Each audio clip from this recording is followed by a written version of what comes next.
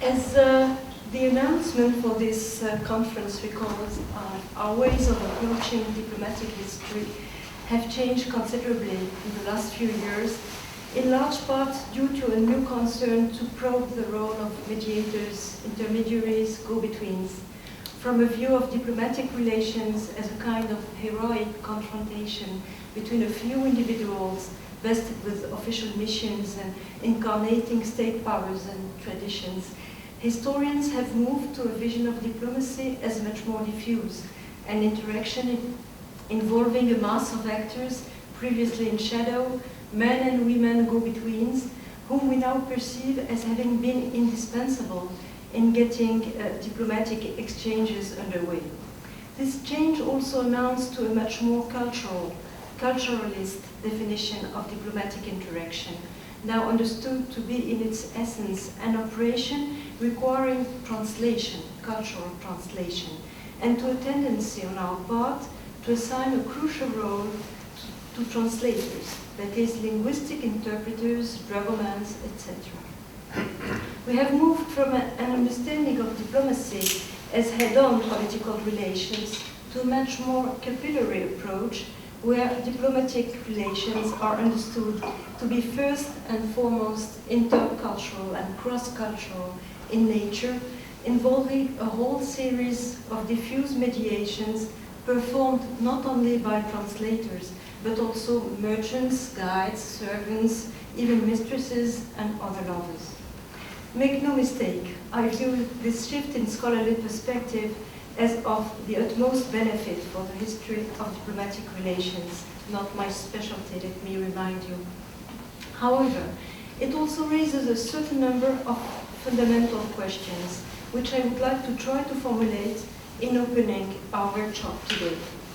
First, opening up the study of diplomatic action to include a wide variety of social actors, a much wider social range of actors, has not really called into question the fundamental understanding that between two societies engaged in diplomatic interaction, confrontation, there is an absolute break in continuity, a caesura, as it were.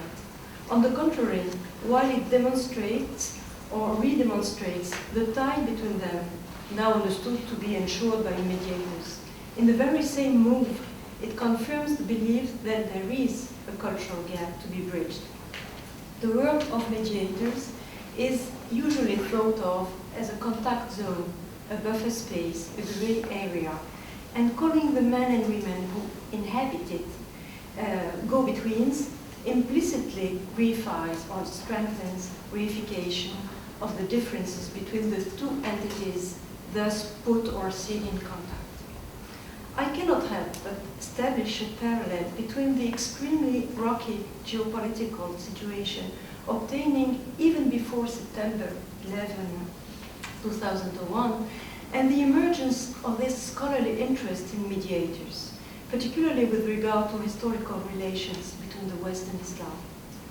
To put it roughly, the clash of civilizations model has deeply insinuated itself into our representations of the world.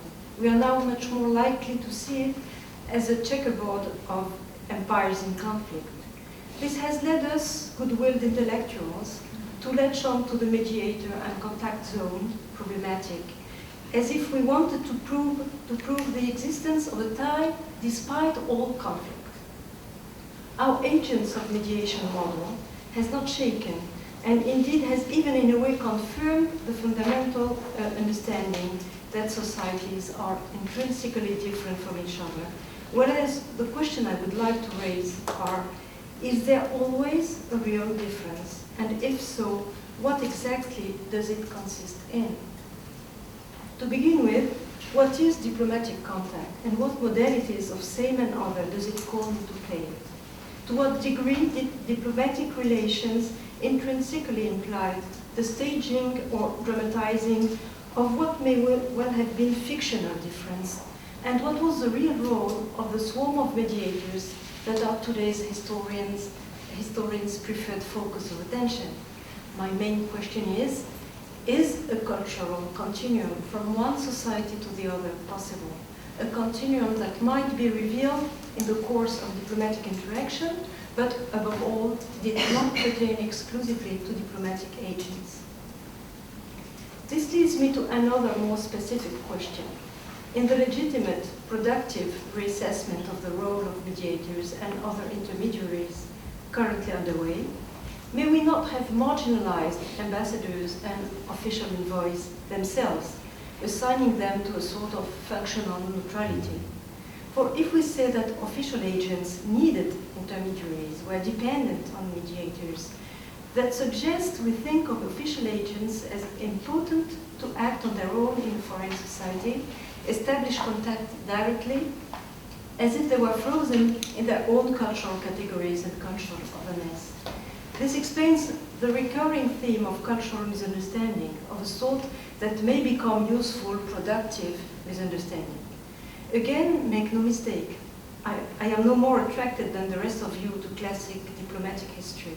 And I, like you, am much more interested in seeking out figures in the shadows, anonymous actors, men and women, than in heroizing famous diplomats. However, it seems to me we may have gone too far, so far in some cases, as to utterly discount the main agents in diplomatic missions, ambassadors, and ambassadors' own agency. We have shifted virtually all political negotiating power, and therefore necessarily all cultural negotiating power, onto mobile agents who may or may not have been professionally trained and who mastered 2 or more cultural codes, border-crossing agents. And we have done so to the detriment of official ambassadors, whom we are now likely to define as more rigid representatives of a given culture. But how far can we legitimately go in characterizing certain individuals and groups in terms of their contact function?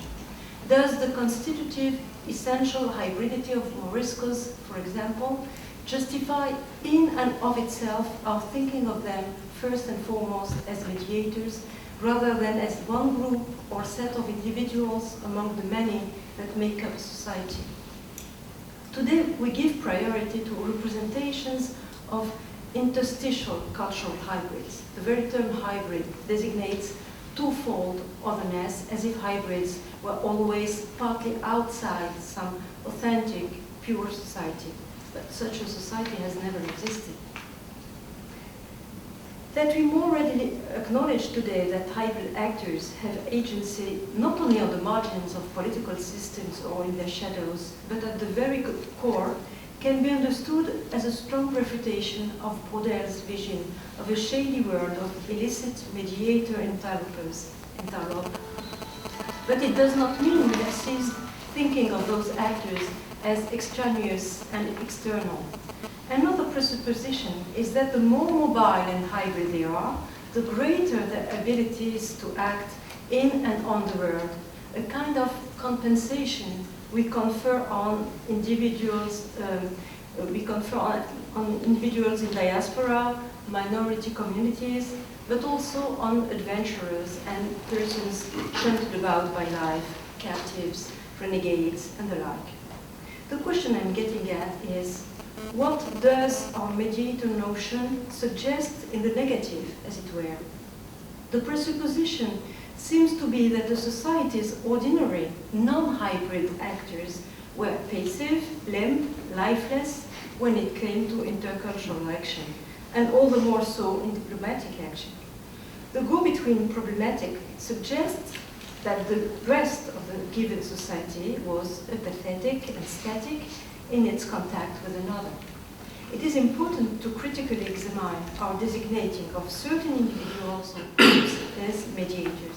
That is, to examine it in terms of the contrast it establishes, unfairly as I see it, between them and persons whom we ordinarily do not think of as mediators.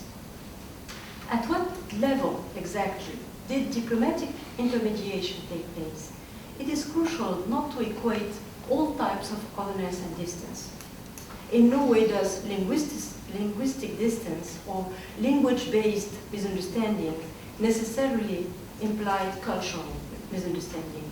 Obscure names that do indeed require a linguistic translator, a traveler, foreigner, may in fact refer to recognized practices familiar to both sides. In this way, the two sides may find they are actually together on familiar ground. Linguistic diversity can go together with cultural convergence and sharing, and this was especially likely for the early modern period, which was one of great linguistic fragmentation at the local level.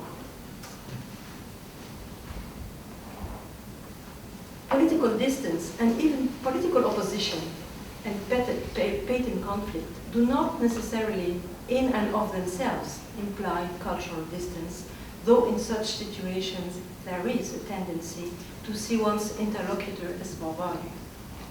On the basis of these questions, and looking at the case of Islamic embassies to Western Europe, particularly Moroccan embassies in France, I shall try to identify, if only roughly, a few components of the grammar of same and other operative in such situations, trying to see how relevant mediation was to those contacts and what meaning it had in them. I would like to begin with the well-known event, Soliman A's Ottoman mission to France in 1669.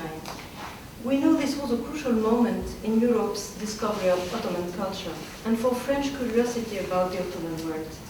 Though I won't go into details here, it was this diplomatic episode that moved Louis XIV to commission a play from Molière to make fun of the Turks. The result was the famous bourgeois gentilhomme.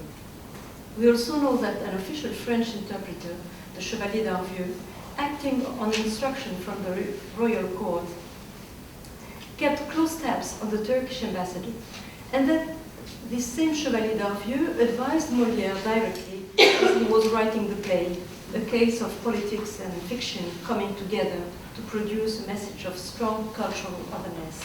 However, the Chevalier d'Arvieux also kept a diary in which he recorded France's daily difficulties in relations with the Ottoman ambassador and his entourage. And this text offers us a surprising image of the Turkish and Islamic networks the embassy was part of. Of great concern to Arvieux was the fact that Soliman A's presence in Paris had brought to the surface a swarm of disguised Turks, as he puts it, Turks living in France and dressed à la française, who meant to offer their services to the ambassador as intermediaries, running all sorts of errands for him in the city. Others, like a certain Jean who had converted to Christianity in Rome, were planning to return to Turkey with the ambassador and under his protection.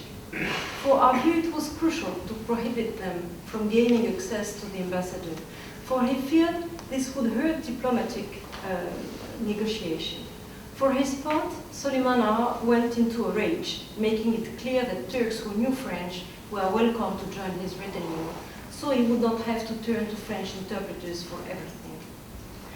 One such Turk of France was even said to be a relative of his. We note here the mistrust likely to surround the figure of the official interpreter. Whether he belonged to one's own camp or the protagonist, he was seen as a spy. Occasional interpreters were often preferred, especially for genuine linguistic mediation.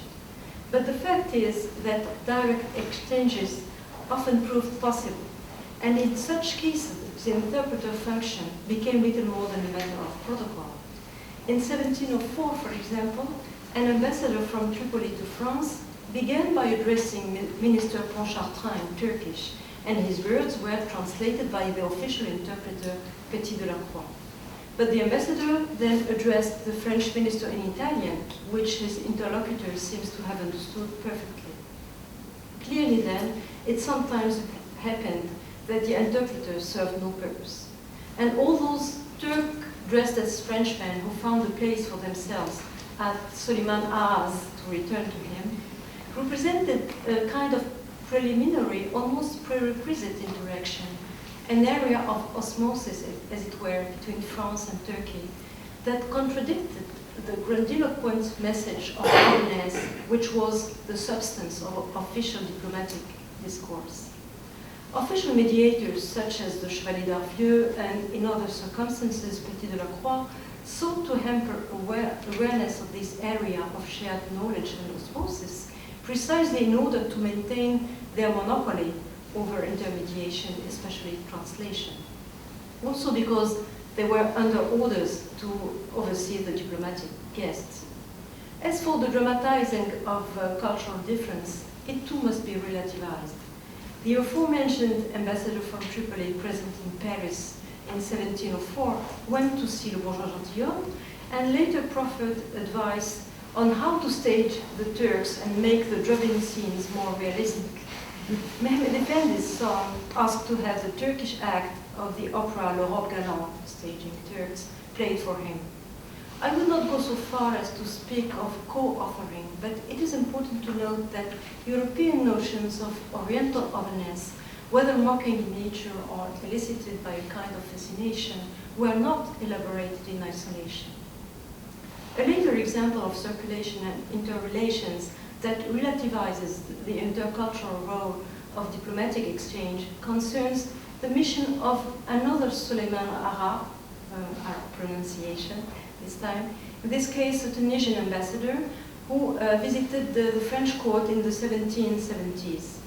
The fact that he was closely surrounded and surveyed by French ministers and other official guides actually protected him from a Tunisian or Algerian merchant whose identity remains uncertain, who hounded him as he moved from Marseille to Paris, claiming that his merchandise had been confiscated and throwing himself at the ambassador's feet to ask him to intervene in his favor. At every appearance of this figure, who went by the name of Mustafa, he was pushed aside or verbally discouraged by the French, but we last see him in Versailles, where he managed to get a place for himself along the route of the Queen's procession, calling out loudly to draw her attention to his plate. Mustafa ultimately went himself to the French authorities to demand reparation, the placé tradition, like any subject of the King of France. The high visibility of embassies in the sources and their potential political impact leads us to forget the obvious fact that the compatriots and co-religionists of these Islamic envoys who were living in European societies already mastered and practiced the cause of those societies. They had already been dealing with them for a long time or adopted them, whether they liked it or not, I would add. The model of otherness and even of an encounter between two different cultures thus appears much less relevant. But did being a merchant or former captive, an adventurer or exile, and there were many persons in each of these categories, make all such people mediators? Embassy exchange was only one type of circulation on top of denser, more frequent existing types. Embassy exchange might reveal the existence of circulation, as in the case of Paris Turks dressed à la française, or induce it.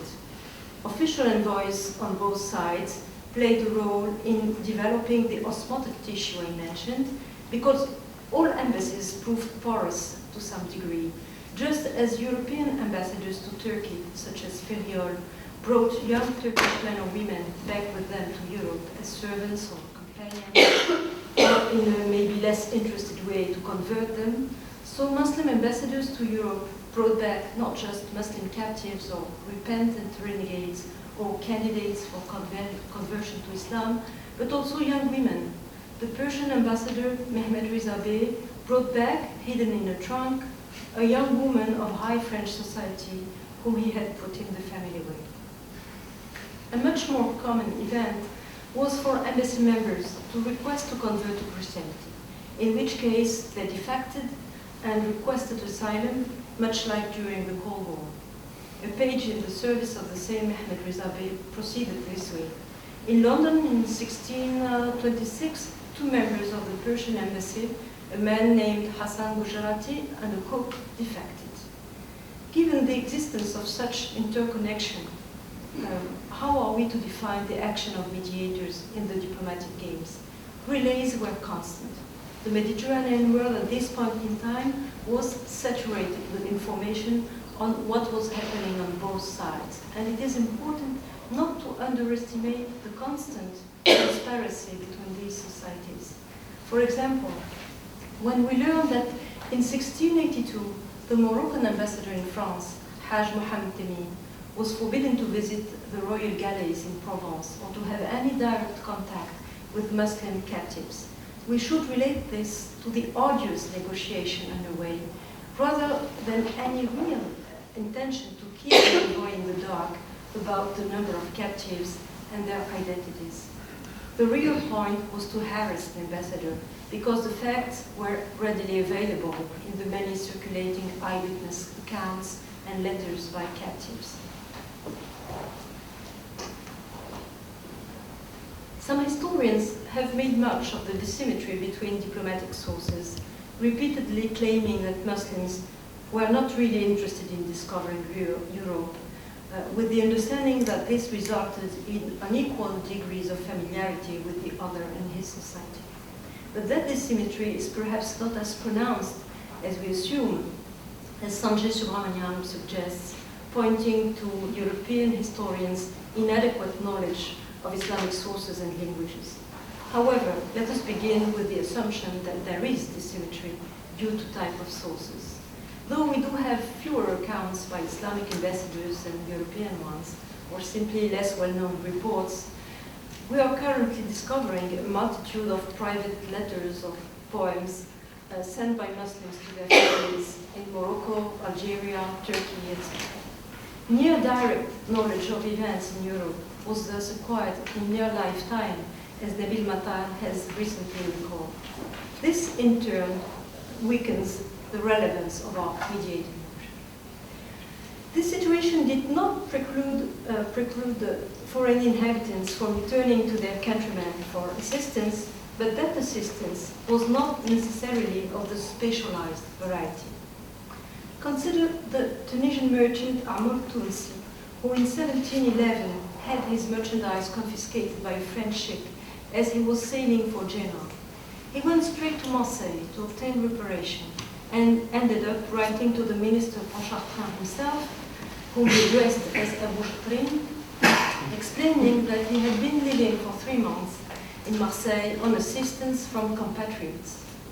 In the 1780s, Moroccan merchants, rather than an ambassador or diplomatic emissary, were the ones to demand that Marseille municipal authorities reopen a mosque and give them the keys, a point guaranteed on principle by diplomatic agreements. Ordinary Muslim citizens could appeal directly to the French authorities without mediation by the diplomatic representative. I'm referring to a word of meaning that remained in place fairly continuously, where the rules of the game seem to have been known because people spontaneously turned to the system to right injustices. How effective that recourse was is another question, though it was perhaps not much more so for native subjects. However, in connection with what I have defined as an area of osmosis, I would now like to turn to the question of a more specifically cultural continuum and critically question the mediating model on the basis of the history of ambassadors themselves. Suleiman Nar is an example of an ambassador who needed a language interpreter. He said so himself. Other Islamic ambassadors were appointed precisely for their mastery of European languages. Morocco is a strong case in point. Most Moroccan ambassadors to Western Europe at that time were Jews, Spaniards, Moriscos, Renegado, etc. Our implicit model of two societies and two cultures, necessarily foreign to each other, disconnected, and requiring a series of mediators with intermediate or transitional identities in order to communicate with each other, is undermined by diplomatic practice in that objectively hybrid individuals were made official, patented representatives. In many instances during the early modern period, with regard to the Moroccan context, but also to Ottoman-ruled North African countries, the very figures we would define today as mediators were officially invested with diplomatic missions in Europe. The Moroccan ambassador to London in 1637, for example, was a Portuguese who had been captured in childhood. He was also a eunuch, and many other go-betweens were actually official escorts. Moroccan ambassadors to England, for example, had English renegades for official interpreters. Were these men of two worlds? Not as far as the Moroccan state was concerned. What mattered to the Moroccan sultans was that these emissaries and their suite be politically loyal, not any intrinsic identity they might have. They were not supposed to be national representatives. Nabil Matar has brought to light the case of Bentoura Desari, a Moroccan ambassador sent to London in the early 18th century. He was an Armenian Christian.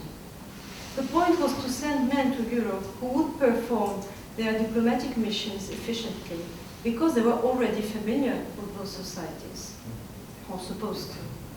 As for renegades, the fact that they would also be close to their birth country was obvious, but their loyalty to the Moroccan state was the main point. Admiral Abdallah bin Aisha was made ambassador to France because he already knew English.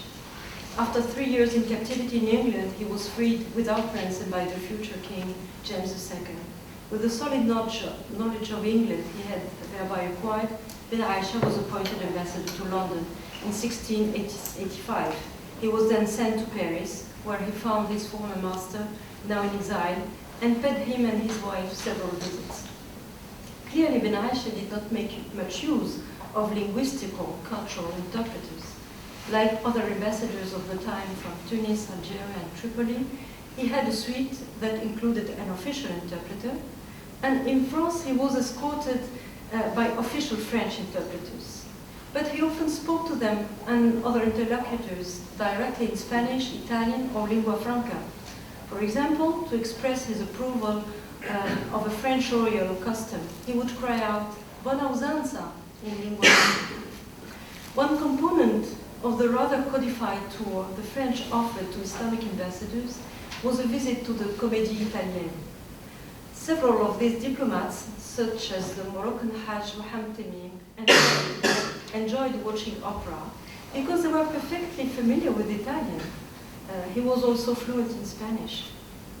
Another standard component was a visit to Paris libraries, and there is some reason to think that some were quite comfortable reading in the Latin alphabet. On a visit to the Bibliothèque de la Sorbonne in 1682, Ibn Tamim showed his most intense interest not in the books in Arabic he was shown, but rather in the 2 volumes of Flandria Illustrata. He himself identified on a map inside the book the confluence of the rivers Sambre and Meurthe. Having finished the first volume, I quote, he said with a smile, "Tomus secundus," just as it is uttered in Paris. All this familiarity was partially masked by the pompous emphasis that great French Oriental language specialists of the time put on their own knowledge and mastery of Turkish or Arabic, masked by official diplomatic agreements, which in the case of Morocco were often made up of a part in Arabic and for the European protagonist, a part in Spanish. Today we never seem to think that the Moroccan party might have perfectly mastered the Spanish section as well. Above and beyond language, on what is for me a different plane, these men showed they had a clear mastery of cultural codes and had no need here of mediation or mediators. Their gallantry with women was perfectly recognizable to their interlocutors and elicited some surprise. These Muslim emissaries were no doubt an object of curiosity to French and European women, who not only exoticized them, but surely also eroticized them, if we are to believe certain European observers. In any case, they knew how to practice European seduction codes with grace, taking care, some of them anyway, not to compromise themselves in the process. For they were also under constant surveillance by their compatriots, and I shall return to the point on diplomatic erotics, as it were, because, as we know, sexuality is one strong component of a supposed cultural split between the Islamic and Christian ranks, a split sometimes assumed to pertain to essence, and in any case deepened and aggravated with the advent of Orientalism. The paradox in Muslim ambassadors' firmly established familiarity with Europe is that it went hand in hand with flamboyant staging of both cultural and religious difference. The procession of ambassadors entering Paris, ambassadors' audiences with the king, were occasion for publicly representing and dramatizing Islamic Oriental otherness. Not a single turban or dagger was missing from these spectacles. Meanwhile, the daily life of these diplomatic delegations elicited other superfluous dramatizations of difference. Many ambassadors are known to have said their prayers in front of a crowd of curious European spectators. More telling still is an entire series of public shows of strict Islamic practice, explained in part by the group's control over its members, some of whom would give a detailed report of the ambassadors' conduct to the home authorities, and in part by a kind of imperative to teach Islam and to teach difference. Diplomatic mission members often let themselves get into the habit of going to taverns, an understandable inclination if we think how they were often called on to spend long months and in some cases up to 1 or 2 years in these foreign lands. Some may even have taken up the habit in Tripoli, Tunis or Meknes. We also know that it was not at all unusual for liquors, muscatel, flavored wines to figure among official gifts from French powers or consuls in Marseille, for example, to Muslim dignitaries in North Africa, and that the latter never lodged an official protest against such gifts. But in general, Muslim ambassadors in Europe made a point of not drinking, at least not in public. There were also demands for halal meat, meaning that ambassadors moved around with their own livestock, much to the dismay of the troops. More significant still, perhaps, were fasting practices. Here, Ben Aïcha comes to mind, whose French interpreter, Petit de la Croix, indicated that he began fasting for Ramadan even before the official period. Ramadan makes a Muslim, but this was a case of the Muslim overplaying Islam. On his journey to Paris, after landing at Brest, Abdallah Ben Aïcha passed through Poitiers. Seized with emotion, he asked to see the site of the famous battle of 732. Then he prostrated himself, threw handfuls of earth upon his head, prayed with his entire retinue, and had 10 or 12 handfuls of earth packed away to take back to his own land. How much of this gesture was affectation, how much was political provocation, how much real emotion. What is of interest here is that the assertion of difference in a context of past and or present conflict was an assertion of religious belonging. That was the legitimate difference. Last example, on official visits to official libraries, these figures always showed interest first and foremost in Arabic works, mainly of a religious nature. However, as we have seen, this did not preclude real interest in European culture. Other types of divergence were painstakingly circumvented, or else their importance was minimized. Here let me return to the question of gender and the extremely diplomatic handling, as it were, of ideas around sexuality. When in 1721 the Ottoman diplomatic mission passed through the streets of Paris, an extraordinary crowd came to admire the procession. Jean Buvat's diary contains the following unsettling observation, I quote, "Since many of the Turks carrying a lance on horseback were young, beardless, and very pale, though tall, many people mistakenly imagined they were girls." This remark refers to the now familiar question of the relative non-distinction between male and female beauty criteria during the early modern period, quite pronounced in Islamic societies, but surely not only there.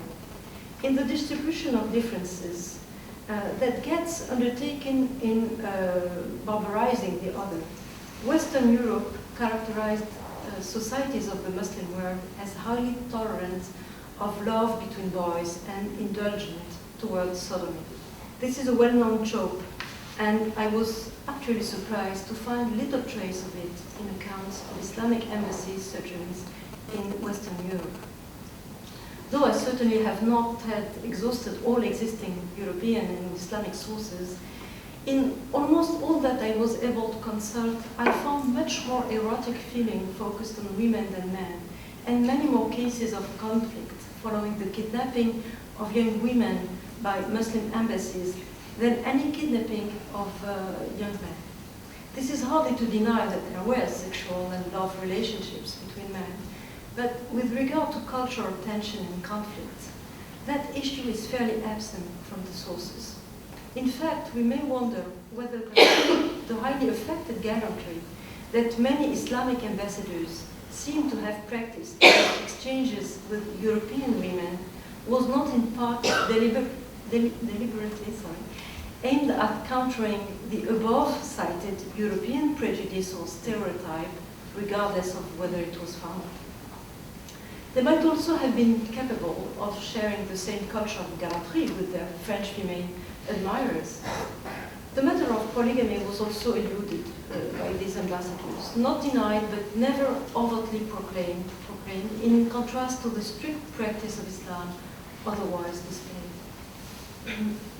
Most of the time, gallantry and erotic feeling was focused on women as if through a kind of adaptation to one's French and European interlocutors and correspondents. However, in 1860, a Moroccan ambassador to France in Auxerre fell to admiring a fine young black-haired, black-eyed man explaining, I quote, his physiognomy breathed charm and kindness, and one would have said he was an Arab. On the urging of his companion, and in quite codified fashion, he composed a poem, Ghazel, on the young gazelle of Auxerre Gate. Another Moroccan ambassador to France, Safar, had the following remark to make on Frenchmen in 1845-46. I quote, "They display no penchant for adolescents and striplings. That act is considered indecent and reprehensible, in contrast to love for women and retiring them out of sight." It seems to me that we may legitimately posit that ambassadors to Europe in the early modern period were careful to appear to conform to the European heteronorm, and that this was particularly well respected among envoys relatively familiar with European ways and codes. Arab Muslim ambassadors in the 19th century, such as Tahtawi or the Moroccan ambassador Safar, discovered that the French were shocked by amorous poetry addressed to boys. Their predecessors, on the other hand, had not needed any mediators or cultural translators to tell them this. But was this a word of easily shared knowledge and immediate understanding of the other? Certainly not. When I speak of a kind of cultural continuum at the very center of societies, this does not mean I am denying the existence of cultural differences or factors accounting for such differences. Societies are not homogeneous, indivisible entities. They are not monads. They do share a certain number of commonplaces or shared languages that are sometimes activated in diplomatic relations and at other times ignored when there is a need to affirm the intrinsic identity of each party, each protagonist. Even in diplomatic interaction, Europeans and people of Islam spoke the same cultural language more often than we tend to think, as both an ordinary cultural level and in the more restrained, elitist areas of scholarly culture. I'm thinking first and foremost here of communities of taste, aesthetic convergences. For instance, Ben Aisha commissioning his French friend Jourdan to procure him, I quote, round platters like those in which we eat couscous, but decorated with writings in French characters. He also ordered pheasants from Jourdan. In return, he sent him headdresses for various women of the court, a rug for his wife that could be used for card playing, and a gazelle to amuse his children. Nabil Matar has already underlined the friendly closeness of these relationships. For my part, I would point out how ordinary the shared cultural materials. Also relevant here, perhaps, is the kinship of styles between 17th century European preciosity and the style in which these ambassadors wrote poetry or personal letters. Lastly, we can observe a certain equality in relations and exchanges on scholarly or scientific matters. For example, after a visit at the Royal Observatory in Paris, Ben Aisha advised the celebrated astronomer Cassini to get in contact with Moroccan astronomers on a series of points. Cassini took up the suggestion, writing quite officially, I quote, to the astronomers of Fez and Morocco for the purpose of engaging a scientific dialogue. Another better-known example of scientific relations between equals concerns inoculating against smallpox. During his term as ambassador from Tripoli to London in the early 18th century, Qasim Ara wrote a work in Arabic on inoculating against smallpox, a work then translated into English by the famous Greek interpreter Tadishi. Shortly thereafter, Qasim Ara, like two Moroccan ambassadors before him, appeared among the honorable foreign correspondents of London's Royal Society. These examples of exchanges among recognized equals working in the same world of meaning should surely be reassessed. They should also be periodized in contrast to the first years of the 19th century, heavily marked by Orientalist racialism. But above and beyond chronology, can we identify any dissymmetry in relations? In 1714, after meeting the Persian ambassador Mehmed Reza Bey, whom he found sitting on a sofa, a French diplomat compared him coarsely to a big ape curled up near the fireplace. From what I could see, internal embassy accounts by Muslims contained no marking of European counterparts on the basis of physique, though they did not hesitate to curse Christians and doom them to hell. The question of physical otherness rarely figured in their implications. But there was a dividing line between Western Europe and the Islamic world, even at the beginning of the early modern period. The two sides did feel opposed to each other. However, their moves to identify the adversary as other were not symmetrical, as a famous anecdote of diplomatic history reveals. Many historians of international relations, as practiced in the early 20th century, presented this story as a curiosity. The story is complex and hard to interpret in a way that takes into account all of its components. I believe it deserves our attention. Abdallah bin Aisha, delighted by Versailles and its entertainments, meets the Princess de Conti, an illegitimate daughter of Louis de Vaucouleurs. On his return to Morocco, he suggests to the Sultan Moulay Ismail that he asks for the young woman's hand in marriage. Moulay Ismail sends an official missive to the French court asking to marry the princess and assuring that he will allow her to keep her religion. He received no reply. But the French court continued long afterwards to make fun of him, to write verses on the laws of the Sultan, Jean de La Fontaine being among those who got involved.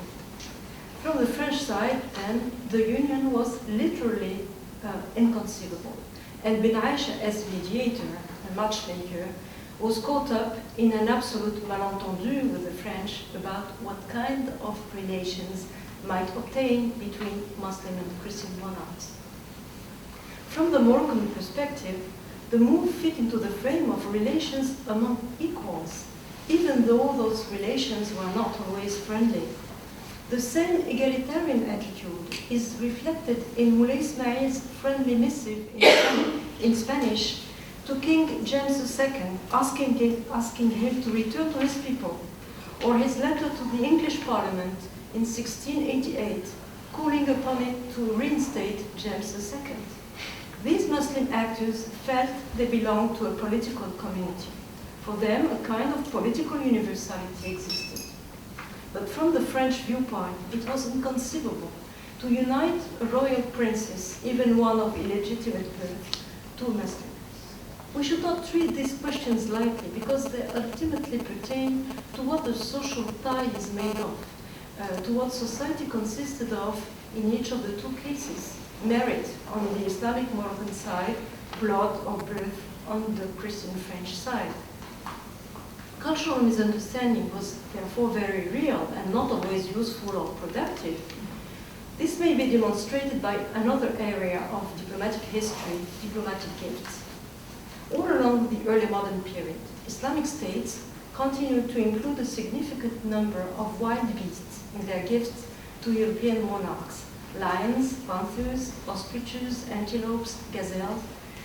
To these they might add horses, fine woolen weavings, leatherworks, even rosewater, but a fundamental component of their gifts were wild animals, and this elicited ever greater incomprehension and derision in the courts of Europe. Well, I'll send him a gaggle of geese, the King of England is said to have exclaimed on receiving 2 lions and 30 ostriches from the King of Morocco.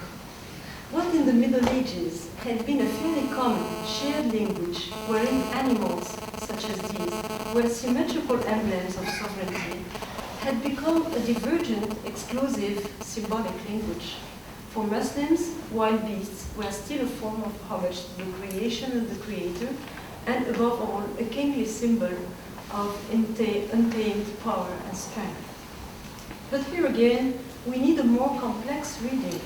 After all, the bestiary also pertained to scholarly or scientific curiosity among naturalists, and when I was called upon recently to examine exchanges between the Provençal humanist Peresque and a renegade correspondent in Tunis in the 17th century, I observed that gazelles, antelopes, tigers, chameleons, vulture skin, and even sheep could cross the Mediterranean as part of scholarly exchange and perhaps a shared language of curiosity, Wunderkammer. What then did the dissymmetry consist in? The first point is that we can no longer see it as the effect of some linear political, technological, or scientific decline of the Islamic realm. Such readings simply are not meaningful for the early modern period.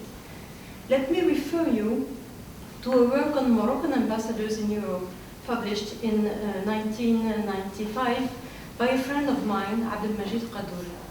In sum, Qadouri discovers a kind of linear development in Moroccan ambassadors' attitude to Europe. He establishes an opposition between the extremely critical, harsh judgment of Al-Hajari, emissary of Moulay Zidane to France and the Netherlands in the early 17th century, and the increasingly laudatory ambassadorial discourse on Western Europe as the period continues. He sees an internalization of the growing power of Europe and an increasing sense of one's own decline. In a friendly way, I would like to contest this reading, because Al-Hajari was a Morisco settled in Morocco, and he was making France pay for the extreme trauma of the expulsion from Spain in 1609, and the widespread extortion this has led to. As a Morisco, he also had to give proof of his Arabness and his loyalty to Islam, which explains why he did not make a point of displaying his perfect knowledge of Spanish and Italian, even though Moulay Zidane had originally recruited him as an interpreter, and even though in his letter he addressed his wife as La Blanca Paloma. As for the laudatory tone of many accounts by Islamic ambassadors to Europe, I would see it as a codified feature of that very genre or type of literature. These authors mentioned what attracted the eye, what was grand, vast, clean. Moreover, it should be noted that At-Tamghuti's account of his mission from Morocco to Istanbul in the late 16th century is very similar on this point to accounts from diplomats in Europe. Tamghuti cursed the Turks in the area of politics and religion because they had just captured Tunis and were causing much suffering. But he admired the way the Ottoman court was organized and the order that reigned in the city. Interestingly, his perceptions were very similar to those of 16th century European visitors who admired the harmony that reigned in the Turkish political and military apparatus. In those cases, there was certainly no diagnostic of one's own decline. Conversely, and here let me borrow a quick example from Abdelrahman al-Muddin, an Ottoman ambassador to Morocco was as shocked as European diplomats by the weak sense of hierarchy at the Moroccan court. Like European emissaries, he condescendingly described a world he saw as primitive and not very civilized. Clearly, then, the structuring state was not always religion. To conclude, let me ask what kind of mediation went on between these worlds. Were mediator figures systematically relevant, systematically used? Any political negotiation, and perhaps any negotiation at all, any relationship involving power balances, presupposes word carriers, informers, spies, a variety of emissaries. There do have to be trans-imperial and other sorts of agents and interpreters, occasional and professional alike. But does every negotiation necessarily require cultural negotiation? It seems to me the answer is no. Divergence and conflictual relations are not necessarily rooted in culture. Political, administrative, and military options may vary greatly from one European country to the next without our thinking there is a systematic cultural opposition between the two countries. Where then do the differences lie in the case we have been considering today? They pertain in part to writing genres, a point I cannot develop at length here. Reports by European ambassadors to the Maghreb, for example, give an extremely detailed account of contacts made and steps taken and of expenses, including the smallest gratuity. Reports by Maghrebian ambassadors, on the other hand, reflect an extreme reluctance to go into the mission's financial details and even to discuss its purposes. Reading a late century, 17th century Moroccan report by El-Ghassani, for example, it is only with great difficulty that we understand that this Moroccan ambassador was sent to redeem Muslim captives in Spain and negotiate restitution of Moulay Zidane's library. The last point is never even mentioned. These differences point to divergent conceptions, not of diplomatic work, but how to put it into words. On the French-European side, the reports were protestatory and martyrological. On the Moroccan North African side, they were more tacit and elusive.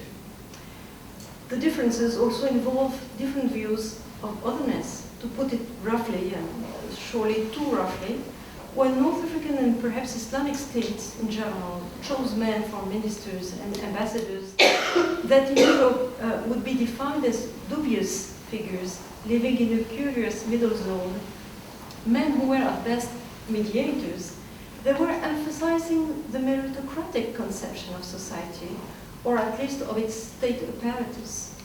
Western Europe, meanwhile, privileged birth and a relatively narrow notion of alliance. In fact, studies on the Mediterranean have been focusing for some years now on Europeans who became creolized and settled in Islamic societies, rather than the other way around.